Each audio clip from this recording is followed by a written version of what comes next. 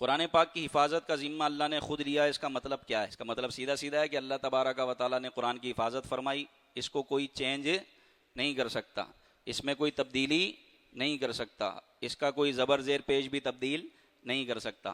اور پچھلی قوموں کو جو ذمہ داری دی گئی تھی کتاب کی حفاظت کی، پچھلی آسمانی کتابیں جو انجیل، توریت اور جناب زبور شریف اور دیگر صحیفے تھے، تو اس کی حفاظت قوموں کے سپرد کی گئی، لیکن قوموں نے ان میں تبدیلیاں کر دیں، ان سے حفاظت نہیں ہو سکی۔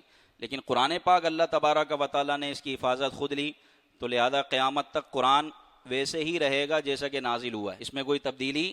اور اس کی ایک حفاظت کا طریقہ یہ بھی ہے کہ پچھلی قوموں کی جو کتابیں تھیں نا، آسمانی کتابیں، وہ صرف نبیوں کو یاد ہوتی تھیں، انبیاء کرام کو یاد ہوتی تھیں جن پر یہ نازل ہوتی۔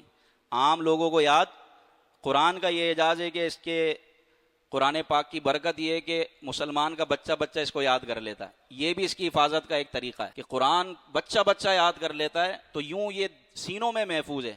اگر قرآن کے نسخے بالفرض مٹا دیے جائیں، مٹ جائیں، ختم ہو جائیں، تب بھی یہ سینوں میں محفوظ رہے گا۔ کوئی اگر آ گیا غلط قرآن پڑھنے والا تو ہمارے حافظ کھڑے ہو کر بولیں گے تو غلط پڑھ رہا بھائی۔ اور اس کی ایک حفاظت تو اس طرح ہوئی کہ قرآن پاک کو ایک کتابی شکل دے دی گئی۔ صدیق اکبر رضی اللہ تعالیٰ عنہ کے دور میں یہ شروع ہوا، عثمان غنی نے ایک باقاعدہ اس کو کتابی شکل دی، اور پھر قرآن پاک ترتیب سے جو ہے نا وہ چھپنے لگا، اور ہمارے ہاتھوں میں قرآن پاک موجود ہے۔ لیکن ایک حفاظت اس طرح بھی ہوئی کہ فاروق اعظم رضی اللہ تعالیٰ عنہ نے قرآن پاک پڑھانے کے لیے نماز تراویح میں ایک امام مقرر فرمایا اور پیچھے قوم کو کھڑا کیا۔ اب ہر سال تراویح میں قرآن پاک پڑھا جاتا رہے گا، سنا جاتا رہے گا، سناتے رہیں گے، پڑھتے رہیں گے، اور تراویح ہوتی ہی اس لیے کہ قرآن پاک محفوظ رہے۔ آپ دیکھیں جو تراویح کو نہیں مانتے، بولتے ہیں تراویح ہے ہی کوئی شے نہیں، تراویح کوئی چیز ہی نہیں ہے، تراویح وہ پڑھتے ہی نہیں ہیں، ان کے یہاں کوئی حافظ بھی پیدا نہیں ہوتا، ان کے یہاں کوئی حافظ بھی نہیں ہوتا۔ لیکن جو تراویح پڑھتے ہیں تو تراویح پڑھانے کے لیے حافظ چاہیے، اور حافظ اپنے حفظ کو باقی رکھتا ہے۔ جو تراویح پڑھاتا ہے، تراویح سنتا ہے، تو وہ قرآن پاک کو کیا کرتا ہے؟ یاد کرتا رہتا ہے، پڑھتا رہتا ہے، پڑھتا رہتا ہے۔ تو اس طرح فاروق اعظم نے بھی قرآن کی حفاظت میں اپنا حصہ ملایا۔ اور یہ تراویح کا جو سلسلہ ہے نا، یہ قرآن کی حفاظت کا ایک بہترین ذریعہ ہے۔ جب تک تراویح پڑھی جاتی رہے گی قرآن محفوظ رہے گا، حافظ پیدا ہوتے رہیں گے، تراویح پڑھاتے رہیں گے، پڑھتے رہیں گے۔ سبحان اللہ، رمضان کی یاد آ گئی۔